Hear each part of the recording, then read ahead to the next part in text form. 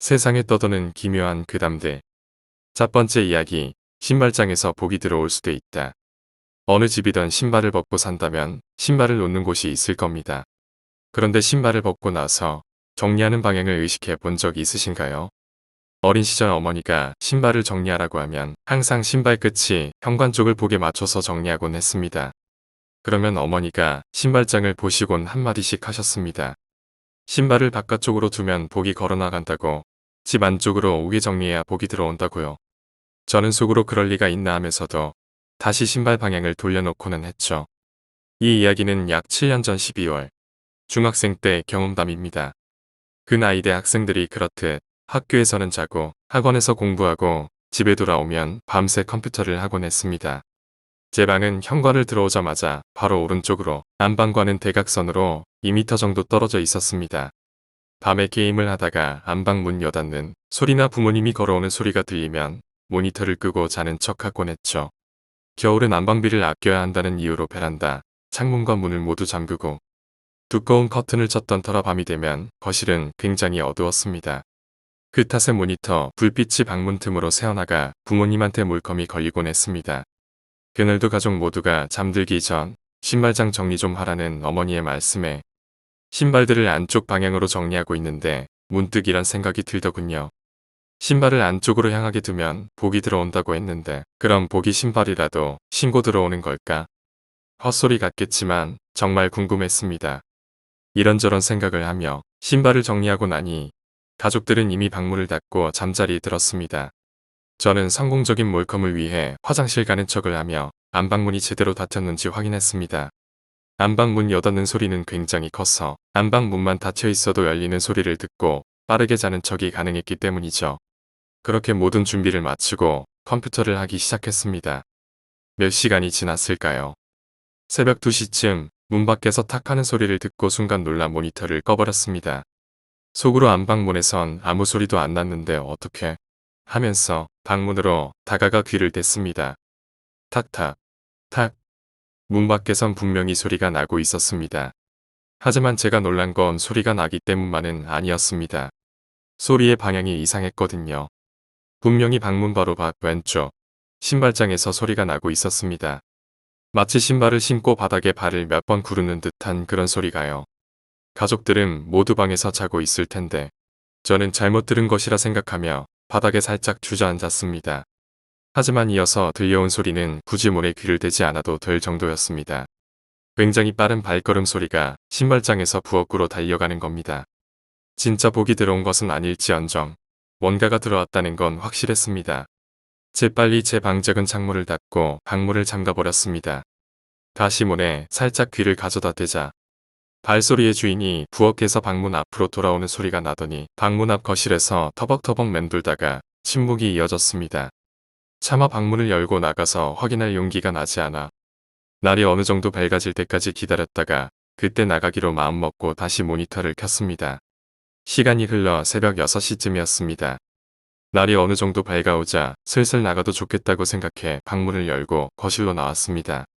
거실에는 다행히 아무것도 없었지만 두꺼운 커튼도 잠가놨던 베란다, 문과 창문도 전부 활짝 열린 상태로 거실에는 곧바로 차가운 바람이 들어오고 있었습니다. 안방 문은 굳게 닫혀 있었죠. 신발장의 신발들은 여전히 가지런히 정돈된 상태였습니다. 대체 그날 신발장을 통해 들어와서 뛰어다니다가 베란다 문을 열고 사라진 그것은 무엇이었을까요? 몇 년이 지난 지금도 신발을 안쪽으로 정리할 때면 또다시 뭔가가 집 안으로 걸어 들어오지 않을까 하는 생각이 들곤 합니다. 두 번째 이야기, 금지된 방. 근처 대학교 유소년 축구클럽에서 뛸 적의 이야기다. 아마 초등학교 저학년 무렵이었을 것이다. 참고로 축구는 예나 지금이나 영 잘하는 편은 아니다. 여름방학 합숙으로 깊은 산속에 있는 숙소에 가게 되었다. 잘 기억은 안 나지만 녹음이 무성하게 우거진 곳이었다. 대학교에서 관리하는 시설인지 의외로 잘 관리된 멀쩡한 시설이었다. 나는 아버지와 함께 갔었다. 자연 잔디 그라운드에서 하는 연습은 꽤 즐거웠다. 밤에는 책장에 꽂혀있던 베르세르크를 읽었었던 것 같다. 무서운 이야기는 여기부터다. 세 번째 날 밤에 담력 시험을 하는 게 이 여름방학 합숙의 연례 행사 같은 것이었다. 매년 기획 내용도 바뀌는 것 같은데 그 애는 금지된 방에 들어가서 10분간 버티기였다. 어렴풋한 기억이고 다소 다른 게 있을지도 모르지만 대략 그런 느낌이었다. 지금 와서 생각해보면 그 방은 클럽 코치용 개인실로 다다미 6장 정도 크기의 벽장이 있었던 것 같다. 낮에는 코치들이 쉬는 공간으로 쓰는 방이었다. 아무튼 밤이 되어 동료들이랑 같이 방에 들어갔다.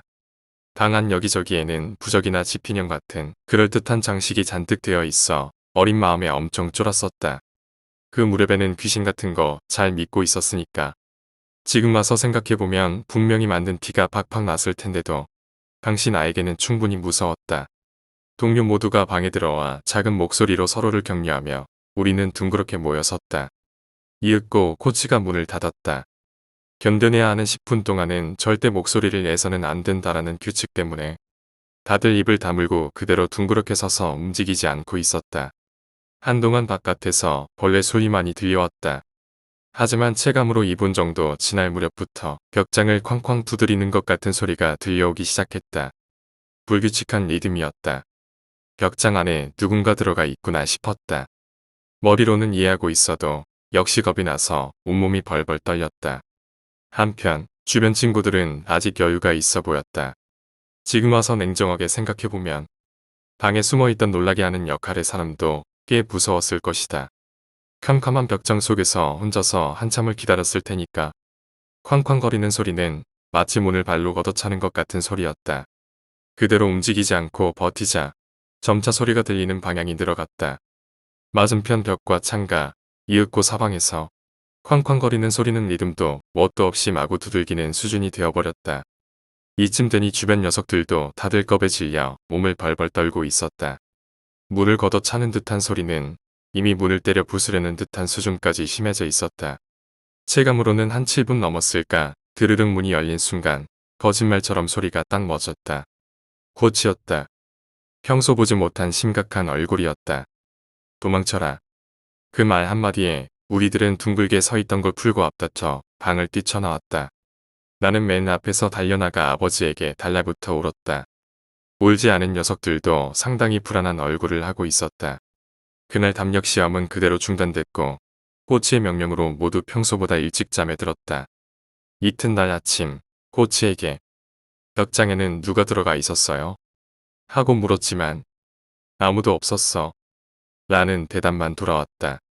어제는 위험했다. 다들 무사해서 다행이야. 라고도 말했다. 그러고 보니 그 방은 건물 맨 끝에 있는 방이었다. 벽장이 있는 건 그 방과 맞닿아 있는 쪽 벽이다. 반대편 벽은 충분히 두텁기에 그렇게 격한 소리를 내며 두드리는 건 아무리 생각해도 무리다. 창문 쪽은 그저 담력 시험 하나만을 위해 불빛 하나 없는 산속에 사람을 보내놓을까. 생각해보니 오히려 더 무서워진다. 첫 합숙이 트라우마가 된 탓에 그 이후에는 여름 합숙에는 참여하지 않았다. 당시 코치들도 다 떠났고 축구클럽 관둔 지도 한참이라 이제 와서 확인할 방법은 없다. 진이는 알 수 없지만 당시 나에게는 죽도록 무서운 체험이었다. 세 번째 이야기, 기어가는 군인. 2014년 군 복무할 무렵 이야기입니다. 저는 가평에 있는 부대에서 복무했었습니다. 이 사건은 일병 5호봉이던 시절 탄약고 경기 초소 근무를 서던 전번초 근무자 후임 김일병에게 일어난 사건입니다. 야, 일어나. 근무 가야지. 김일병은 불침번 근무자이자 오참인 신상병이 깨워 잠에서 일어났답니다. 밖에서는 비 내리는 소리가 유난히 시끄러웠었던 날이었지요. 근무 시간은 새벽 2시부터 4시까지로 가장 피곤하고 졸린 시간대였습니다. 내 소대가 번갈아가며 한 달에 1번씩 서는 탄약고 근무였습니다. 탄약고는 언덕 쪽에 위치해 있었기에 투입 시간보다 훨씬 일찍 일어나야 했죠. 그런 탓에 탄약고 근무를 서는 날을 다들 매우 싫어했었습니다. 거기다 비까지 오는 날이니 그야말로 최악의 근무였습니다. 김일병은 서둘러 환복을 하고 단독군장을 차고 방탄 헬멧을 쓴 뒤 행정반에 가서 시건된 총기를 꺼내고 대검을 받은 뒤 보고를 했습니다. 당직 사관님, 보고드립니다. 탄약고 근무 투입하겠습니다. 김일병이 말했습니다. 그래, 잘 다녀와라. 졸고 있다 막 잠에서 깬 당직 사관은 졸음이 덜 깬 목소리로 대답했습니다. 대대실장에게 보고 후 팀장에게 공포탄을 받아 검사 후 초소로 출발했습니다. 비 오는 날이면 우비를 써야 하는데 김일병은 계급에서 밀리다 보니 찢어진 우비를 받았더랍니다. 그걸 쓰고 가니 비는 새고 옷은 젖어 잠이 금세 확 깼다네요. 그렇게 걷고 걸어 탄약고에 도착한 후 근무에 투입되었습니다. 고참은 초소 안에 들어가 쉬고 잠이 안 드는 후임은 밖에 서서 감시하는 당연스러운 전개로 흘러갔습니다. 10분, 30분, 1시간. 시간은 흘러가고 김일병은 그저 멍하니 비가 추적추적 내리는 탄약고 언덕길을 보고 있었답니다. 그렇게 2시간 근무 중 1시간 20분가량이 흘렀을 때 김일병은 그 언덕길에서 보면 안 될 것을 보고 말았습니다. 비가 흘러내리는 언덕을 무언가가 꾸물꾸물거리며 올라오고 있었습니다. 찰박, 스윽, 찰박, 스윽. 웅덩이를 짚는 짙은 소리와 무엇인가 끌고 오는 소리. 그렇습니다.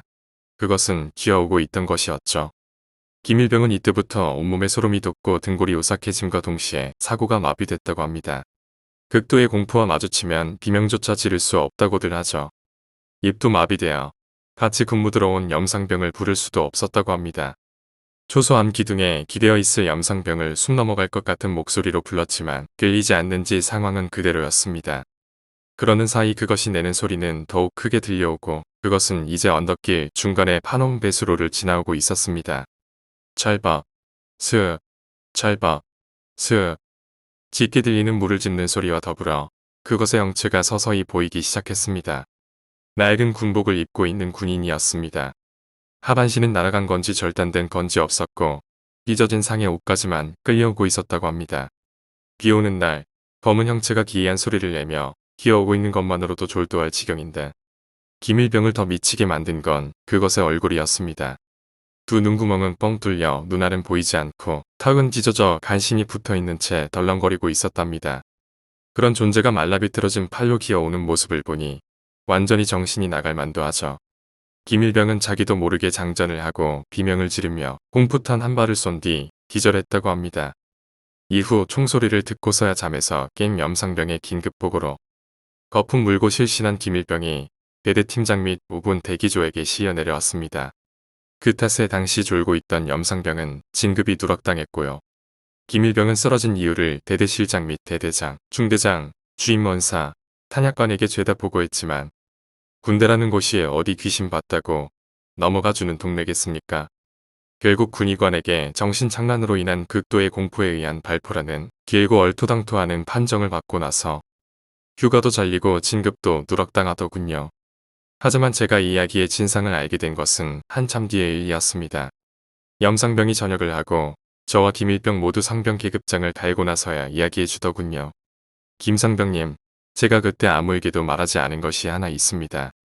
응? 뭔데? 김일병이 공포탄을 쏜 이유가 따로 있었던 겁니다. 그 기어오는 질척한 소리가 가까워 올수록 목소리가 들리더랍니다. 처음엔 놔줘 하고 들렸는데 얼굴이 보일 정도로 가까이 오니 겨우 무슨 말인지 알아들을 수 있었다고 합니다. 쏴줘라고 하고 있었습니다. 뭐? 그 기어오는 게 낮은 목소리로 쏴줘라고 하더란 말입니다. 6.25 전쟁 당시 폭격으로 하반신을 잃고 숨을 거둔 군인의 혼령이었을까요? 이유를 알고 나니 마음이 착잡해지더군요.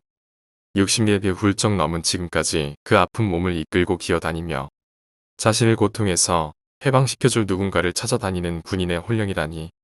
군 복무하는 도중 전쟁의 참혹함을 다시금 뼈에 새겼던 순간이었습니다. 네 번째 이야기, 친구 집. 저희 집은 부모님이 그냥 풀어 키우시는 스타일이라 서울로 이사 오고 난 5살 때부터 혼자 놀이터에 나가 놀았습니다. 지금이야 놀이터가 횡하지만 당시에는 아이들을 데려 나와 놀게 하시는 부모님들이 많았던 데다 아파트 바로 앞에 있는 곳이니 괜찮다고 생각하셨던 거겠죠. 그때 서울에서 처음 사귄 친구라고 기억되는 아이가 있습니다. 당시 유치원 선생님 말씀으로는 저는 특정한 친구와 엄청 친해지기보다는 두루두루 친해졌다고 합니다. 하지만 아마 제일 친했던 건 그 친구일 거라고 생각합니다. 지금 소꿉친구라고 생각되는 아이들도 7살 때 유치원을 그만두고 논술거회를 함께하면서 친해진 거니까요. 하여튼 그 남자아이는 저희 유치원 아이가 아니었습니다. 놀이터에서만 만났거든요. 하지만 이상할 것은 없었습니다. 근처에 유치원만 2개인데다가 멀리 버스 타고 다니는 유치원에 보내는 아줌마들이 그때도 있었거든요. 유치원이 끝나면 집에도 안 들르고 바로 놀이터로 가서 그 남자 아이와 놀았습니다. 솔직히 지금 생각하면 이상합니다. 제가 놀이터에 오기 전부터 그 남자애는 모래밭에서 절 기다리고 있었고 없어도 먼저 놀고 있으면 금방 등장했거든요. 정말 사정이 안 될 때를 제외하고는 매일 함께 놀았습니다. 엄마도 나중엔 유치원 끝나도 놀이터에 있겠거니 하시면서 아파트 복도에서 제 이름 한번 불러 확인하기만 하실 정도였죠. 그런 어느 날이었습니다. 남자아이가 문득 우리 집에 가서 놀자 라고 제안해 왔습니다. 저야 환영이었죠. 친구 집에 가서 노는 것도 색다른 경험이거니와 서로 집에 초대하는 것은 처음이었거든요. 하지만 조금 쑥스러웠기 때문에 쥐뼛쥐뼛하고 있으니 엄마도 널 데려오랬다면서 제 손을 잡아 끌더라고요. 결국 길을 따라 저희 아파트 단지를 벗어났습니다. 저도 기대가 되었습니다. 아파트 단지를 빠져나간 건 이번에 처음이었거든요. 그 애의 손을 잡고 모르는 길을 지나 모험을 하는 기분으로 그 애의 집으로 향했습니다. 그 애의 집은 저희 집과 달리 주택이었습니다. 대문을 여니 진짜 하얗다고 탄성이 나올 듯한 커다란 개가 있었습니다. 개가 절 보고 지진이 안에서 뭔가를 소리치며 아줌마 한 분이 나와 개를 꾸짖으셨습니다. 그리고 남자의 뒤에 숨은 절 보더니 웃으시더군요. 부러웠습니다. 저희 집은 개는커녕 물고기 하나 키우지 않고 우리 엄마는 저렇게 상냥하게 예쁘지 않았거든요. 어머님은 저를 반기시면서 집 안으로 이끄셨습니다. 아마 이때부터 친구의 표정이 조금 뭔가 불편해 보였던 것 같습니다. 눈치 없는 저는 어머님이 가져다 주신 간식을 먹으며 그 애의 방에서 마음껏 뛰놀았습니다. 그러다가 문득 창밖을 보니 날이 어둑어둑해진 겁니다. 아주 밤은 아니고 슬슬 해가 지는 초저녁 정도의 시간이었던 것 같습니다. 방문이 열리더니 어머님이 자고 가라고 하시더라고요. 친구랑 밤늦게까지 놀 수 있을 테니 저는 마냥 좋았습니다. 제가 알았다고 하자 어머님이 이불을 꺼내오시겠다며 문을 닫고 나가셨습니다. 그때 남자애가 제 손목을 잡았습니다. 안 되겠어. 느닷없는 소리에 그 애를 보자 엄청 화난 표정이었습니다. 저희 오빠처럼 무표정한 얼굴이라 순간적으로 겁이 났습니다. 한 번도 싸워본 적이 없는 착한 친구였는거려. 얘가 왜 그러나 이해를 못하고 있으니 절 끌고 방에서 나가 눈치를 보면서 현관 밖으로 그러니까 마당으로 나가더군요. 그리고 걔를 피해 집 옆으로 돌아가더니 절 보고 넌 안 되겠어. 안 돼. 이런 말을 하더니 덤불이었나 돌이었나를 치우더라고요. 그 뒤에는 구멍이 하나 있었습니다. 여전히 무슨 일인지 모르는 제가 뒤에 서 있자 남자아이는 절 구멍으로 잡아 끌더니 나가라고 하는 거예요. 왜냐고 물으니까 너희 엄마가 걱정하실 거야 라고 말하더라고요. 그제서야 엄마 생각이 났습니다. 심지어 말도 안 하고 왔으니 엄청 혼날 것 같았습니다. 급한 마음에 대무는 생각도 못하고 구멍으로 나가려고 움직이는데 걔가 뭘 손목에 끼워주더군요. 파란색 팔찌였습니다. 비즈인지 돌인지 그런 게 끼워진 팔찌였죠. 그리고 웃기에 저도 인사를 건네고 구멍으로 나와서 왔던 길 쪽으로 가던 와중이었습니다. 그런데 또 생각이 나는 게 걔네 엄마한테 인사를 안 하고 온 거죠. 엄마가 인사는 잘하고 다녀야 안 됐어요. 어차피 대문을 지나쳐 가야 하니까 초인종으로 인사드리고 가자는 생각으로 가는데 걔네 집이 무척 소란스럽더라고요. 그렇게 상냥하던 아줌마가 어디 갔어? 어디다 놨어? 하고 소리 지르는 게 들리고 걔는 대형견 특유의 큰 울음소리로 컹컹 지저댔습니다. 저는 어린 마음에 너무 놀라 울면서 막 집으로 달려갔죠. 그리고 다음에 눈 떴을 땐 병원이었습니다. 나중에 들어보니 작은 오빠가 학교 갔다 돌아오는데 놀이터 근처에 사람들이 모여있더래요. 가보니까 중간에 제가 쓰러져 있었다나요. 오빠들이 놀라서 엄마 불러오고 그대로 병원으로 직행했답니다. 문제는 오빠가 절 발견한 날이 제가 그 애랑 그 애 집에 갔던 날의 낮이었다는 겁니다. 저는 하루 종일 걔네 집에서 놀다가 해가 지고 나서야 나왔는데 말이에요. 그리고 제가 눈을 뜬 건 그로부터 사흘이 지난 후였다고 합니다. 저는 수요일에 분명히 그 친구네 집에 갔다고 주장을 했지만 오히려 엄마는 그 친구가 누구냐고 하시더라고요. 나중에 엄마께 여쭤보니 목격자분들도 제가 혼자 있다가 갑자기 일어나더니 쓰러졌다고 했다고 합니다. 오빠도 상상의 친구다, 꿍꿍 거다, 뭐 이런 얘기를 하고요. 하지만 저는 그 아이가 상상의 친구라고 생각할 수 없습니다. 그건 이제 성인인 지금에 와서도 여전합니다. 왜냐하면 나중에 정신을 차렸을 때 그 애가 줬던 팔찌가 제 손목에 있었기 때문입니다. 다른 사람이 사준 것도 아니라 엄마도 그건 어디서 난 거냐고 물으셨을 정도죠. 그 이후로 전 병원 침대 신세를 져본 적이 없습니다. 도대체 그 아이는 누구였고 제게 무슨 일이 일어났던 것일까요? 아무것도 알 수 없지만 어째서인지 그 아이에게 너무나도 감사합니다. 생각해보니 그 아이가 보내주지 않았더라면 지금 이 글을 쓰고 있지 못했을 것 같군요. 한참 지난 어릴 때의 일을 갑자기 꺼낸 이유는 딱히 별건 아닙니다. 늘 지니고 다녔던 그 팔찌의 끈이 얼마 전 끊어져 버렸거든요. 5번째 이야기, 하얀 손. 고등학교 재학 시절 실제로 겪은 이야기입니다. 새벽녘, 비몽사몽간에 본 것이라 진짜였는지는 아직도 알 수 없지만요. 블로그를 오랫동안 보아오신 분이라면 아실 수도 있겠지만 저는 경기도 동두천시에 있는 외국어 고등학교를 졸업했습니다. 당시 수도권에 처음 생긴 공립외국어 고등학교였는데 특이하게도 전교생이 기숙사 생활을 해야 하는 학교였습니다. 근처 포천시에서 중학교를 다녔던 것도 있고 아버지가 군인이시라 자주 이사를 다니는 집안 환경상 기숙사 학교가 마침 딱 들어맞았고요. 기숙사는 학교 본관에서 걸어서 5분 거리에 있었는데 당시만 해도 지행동이 지금만큼 개발이 되지가 않아서 학교 주변에는 아무것도 없었습니다. 재개발 들어가면서 이주한 폐가들이 학교 근처에 서너 채 남아 있었습니다. 2학년이 되기 전까지는 학교 근처에 매점도 딱 하나 있을 정도로 외곽이었죠. 이렇게 외진 곳이다 보니 기숙사 뒤쪽에는 산이 맞닿아 있었습니다. 그런데 그 산이 조선시대 성균관 대사선까지 오르셨던 어느 선비님의 선산이더라고요.